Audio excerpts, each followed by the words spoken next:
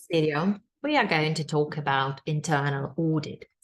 Internal audit is very different from external audit because the purpose of external auditor, 90% of the time, is to just make sure that your financial statements give true and fair view of whatever is going on in your organization.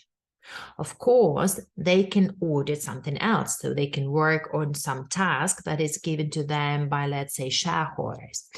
But still, they just need to provide the assurance in something. Whereas internal audit, it's a little bit about different. It's more about processes. Because your financial statements can be accurate, they can provide true and fair view, even if your processes are not very good. Well, just because it happens so that nobody has made a mistake. But this is not sustainable. The more complex the organization is, the more time spans. If your controls are inefficient, you will eventually make a mistake. So when we talk about internal audit, we need to discuss the key roles. And first of all, it would be reviewing internal controls and risk management systems and financial reports. So they will have to review the design of controls to make sure that they designed to cover all of the risk areas, that they can detect where if there is an error or there is a fraud. And they need to ensure that not only they design properly, but they are executed properly. So whatever is prescribed there in the procedure is actually working. We also will review the financial reports to ensure the accuracy and compliance, because any organization has to make financial reporting, and it is punishable by law, and as such, it can compromise going concern assumption if the company is failing to produce accurate financial statements. And that's why this is one of the key roles of the auditor. The next role would be managing the data used by the management to identify risks. So internal auditors will help us to identify potential risk and areas for concern, like, for example, the risk of loss of data, which would lead to the problems with reputation or fines. So they will have to develop and manage risk management systems, and these systems would need to support management in their decision-making process. The next role of our internal audit department would be to identify methods for prioritizing and managing risks. So internal auditors will work with the management, so they are employed by the company's managers, not by outside stakeholders. So they work for the benefit of the company, and they will try to work with the management to work out on the risk. So they will develop risk management plans, they will develop risk management strategies, and as such, they will assist the management. They will also have to report on the effectiveness of risk management controls. So they will provide reports to the management and to the board, of course, on the effectiveness of the controls. So meaning whether the controls are actually reaching the goals of why they were set. And also, they will come up with the plan for improvement in the process if the improvements are needed. So just to remind you that internal audit department is actually the department that is working in the organization, but it is supposed to be to report to some independent body, which is audit committee. And that would ensure that the audit department is independent and they can manage risk not only from the perspective of the work that is done by usual employees, but also by managers and directors. So as such, internal audit department will be able to detect the fraud, and even to prevent that from not happening. So what is fraud? The fraud is when someone decided to intentionally misstate the financial statements or misappropriate some assets. And these internal auditors will have to play this crucial role because by making sure that controls are working, they're trying to prevent the fraud, and by making their test, by making their audit, they are trying to identify the cases of possible fraud. So that is the key roles of internal audit, and we need internal audit to advise those charged with governance on the effectiveness of internal control systems, to make recommendations on how to improve deficiencies in internal control, to adopt a risk-led approach.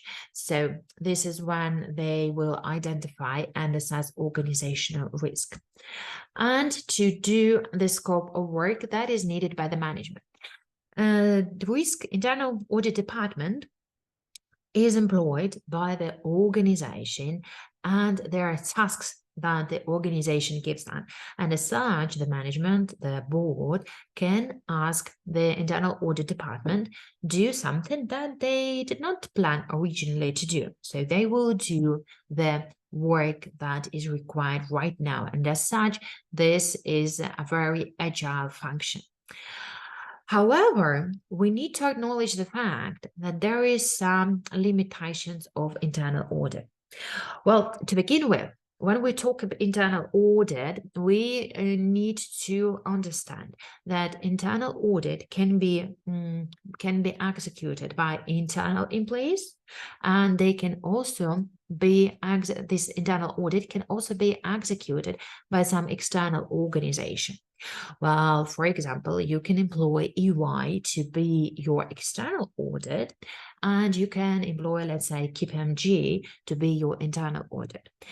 But for the perspective of this very exam, well, we do not try to be that profound in this topic of internal audit. So we think about the internal audit as the employees within the organization. So the problem with internal audit is that, in fact, they have limited independence. Why? Well, that's because they're employees, and they do not have the same level of independence as external audit. Why? Well, because they may be afraid of lose their job if they ask too many questions, or if they find something, if they annoy the management. And also they have, well, we will talk about that later, but still working within this organization, they go to the same canteen as other employees do.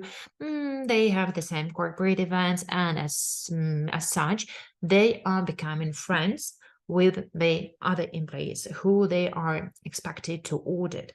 Well, maybe it's not that obvious right now when many people work remotely, but still, well, originally it was a very big problem that internal auditors are becoming more and more familiar, and as such, they cannot execute their judgment as independently as if they could do so when they didn't care about the co-workers.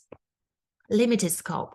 So the internal audit works on the job descriptions, on the areas that are determined by the board and by the management. So this means that internal auditors may not do everything that would be required for the organization to be effective in terms of control and risk management. Well, because the tasks are given by the management and by the board. And it is even more pricey, taking into account that the internal audit department may just have limited resources. So, for example, they will have limited number of staff, and they will not be able to employ anymore. And as such, they will not be able to make the tasks of controls as profoundly as they would like to. Or, for example, they will have their budget limited, and as such they also cannot employ some extra workers to do the full scope, to do as much work as they would feel suitable to have this complete assurance. Also, they might have limited experience of the staff. Well, see, when we have the staff that is just working in the organization, maybe they do not have much experience of what is going on in outside the world and how other organizations are functioning and what are the modern practices of being, let's say, ethical, of controls execution, of risk management, and so on. And also, they may not be well trained. So if we're talking about a professional organization that is providing an audit, then they have this training department that would think about what is the training that is needed by this level of employees who work in this very field, in this very industry. So that would ensure that the employees have up-to-date knowledge. But this is not always the case when we talk about the internal department, internal audit. Also, they may have a threat of self-interest and risk of bias. Well, as we've already discussed, they may have relationship with individuals and departments, and as such, they would be biased and they would not really want to have this conflict. So they would not always want to ask some unpleasant questions. Also, they have limited authority, so meaning that they are subordinate compared to the director, so they have lower grade, and as such, they can make recommendations to the management. They can say what is not good, what is wrong, but it's up to the management to decide whether to implement those recommendations or not, meaning that the work could have done right, could have done greatly, but it will just not be implemented as it was supposed to be implemented. And finally, limited access to information. Well, the thing is that the organization may refuse to give some information because they would think that information to be very sensitive. Like, for example, the data on the remuneration of key employees. As such, the work that is going to be done by internal audit will not be as profound as it was supposed to be. So, internal audit is a very important part of the organization because it helps us to prevent and detect fraud and to ensure that controls are working, which reduces the amount of misstatement and the assets misappropriation. But still, there are limitations to internal audit function.